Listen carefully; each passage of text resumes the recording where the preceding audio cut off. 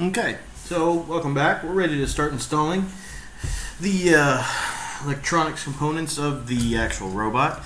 In the previous examples or previous videos, we actually took the time and we built this. Now we're going to go ahead and we're going to wire up everything that came with the robot kit, which is basically some breadboards, a controller board, and a couple of little doodads. We're going to start off at step 11 of the Parallax StingRay instructions kit or assembly guide, which is basically the breadboard assembly. Now there is a breadboard mounting plate. So in our earlier videos we talked about this mysterious black plate, and well, now it's become evident what this actually is. So I'm going to move this off to the side. I'm going to put this here. Now what are we going to do with this? So let's go back to one of our Ziplocs and open up some of the things that were there. Now what we actually had when we were there was 3 breadboards, or basically project boards, or whatever you want to call them. I've heard them called many things. I'm going to stick to what the manual says, and these are breadboard assembly. These are breadboards, and we're assembling them. Now what I've noticed right off the bat, there's 3 pieces to it, and they actually kind of slide in together. So basically it says to go ahead and assemble these. Now one of the things that we're going to do is we're going to assemble these. This looks like it goes here, this looks like it goes there. We're going to assemble these, and one of the key things they say to do is to make sure that we don't cover up the holes. These are mounting holes in the side. So let's start off by basically getting this together, and then we'll move on from there. Let's see how we're going to do this.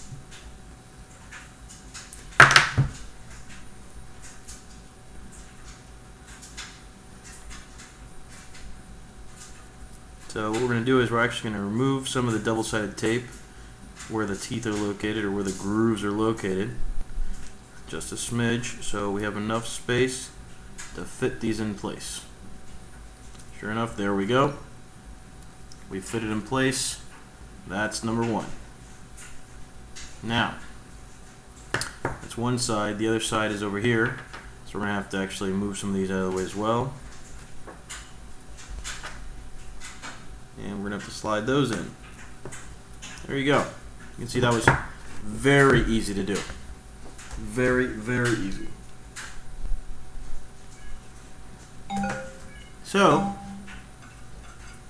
now what we're going to go ahead and do, it says carefully move the strip adhesive on the back. Remove that. This one here. And this one here. So this is what we're left with. So now this is sticky, so we're going to try to mount this as best as we can. Doesn't say anything specific on how to mount it or what side to mount it on. So I'm going to go ahead and choose the flatter side, so it seems, and try to mount this just right.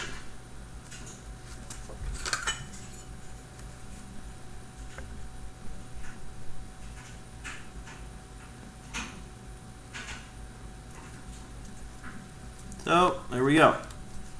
We've gone ahead and we have mounted the breadboard onto the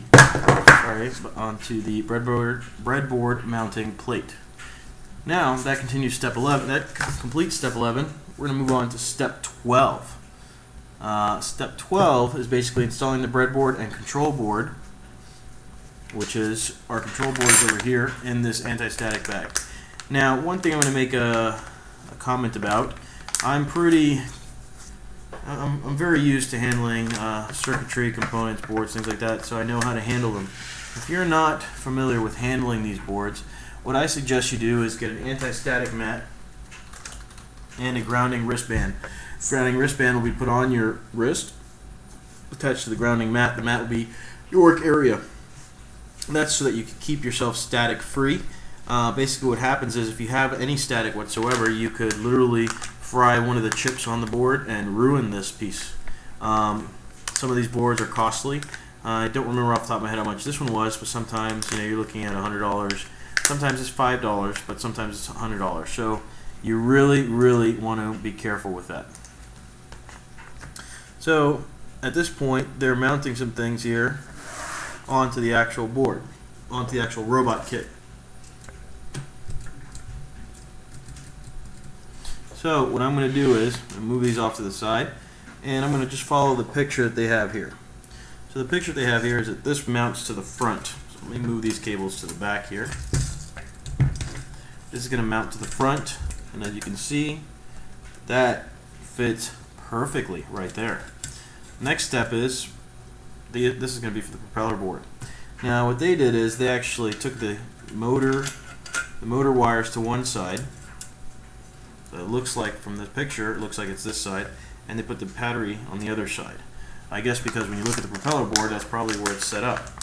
So I'm following the picture. Doesn't necessarily mean it's going to go that way. So let's go ahead, take the board out, and see where this is at. So this is going to be mounted something like this, and it just so happens that exactly right. Power is going to go right here. Motor connectors, motor wires go right here on this little white side. So that is perfect. So I'm just kind of lining this up right now, not really thinking about it. One thing to take note of right away by seeing this, and I might think about redoing this and I might not, but guess what? I'm going to switch it around, because in the picture it's a little confusing. Maybe I confuse it, but I'm going to switch the wires. One side here, one side here. And I'm going to go ahead and put it this way. Now you ask me why. The reason why is because this port right here, this is the USB. If I mount this backwards, I will not be able to plug in the USB cable to the board, and guess what? You won't be able to program anything. This will be useless basically. So this is how it has to be mounted. So basically on the right side is where the motor cables are, and on the left side is where the battery cables are. So that's about it. Now we're just going to take some basic screws. Now we have this little batch left over. How many do we have here? So I'm seeing here we have approximately 8 screws left, and guess what? We have 8 holes to fill. So I'm going to whip out the Parallax screwdriver and start screwing these in.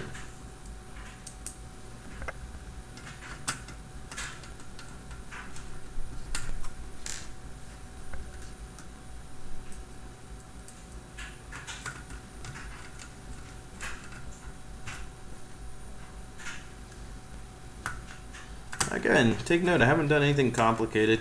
Haven't done anything out of the norm here. I think the most complicated portion of this robot kit was putting the O-rings on the wheels, which are over here, and I actually had to do that without recording it because I had to really get in there and the camera wouldn't be able to see what I was doing.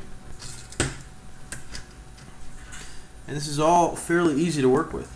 These components fit in perfectly with very little effort. We've built other kits where doing this very task was daunting, believe it or not. And it's nice that they actually mounted this on the top. Parallax actually thought about it and realized that this is really the best spot.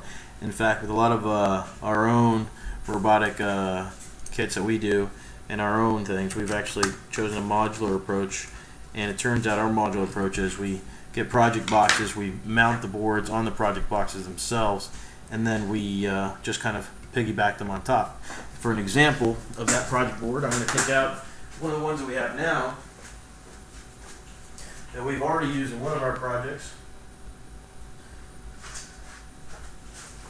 Basically, here you have the same board that we got with the robot kit that we've used for other projects of ours. Same exact board as you can see. But we mounted it on a Radio Shack project box. These cost anywhere between $1 and $10.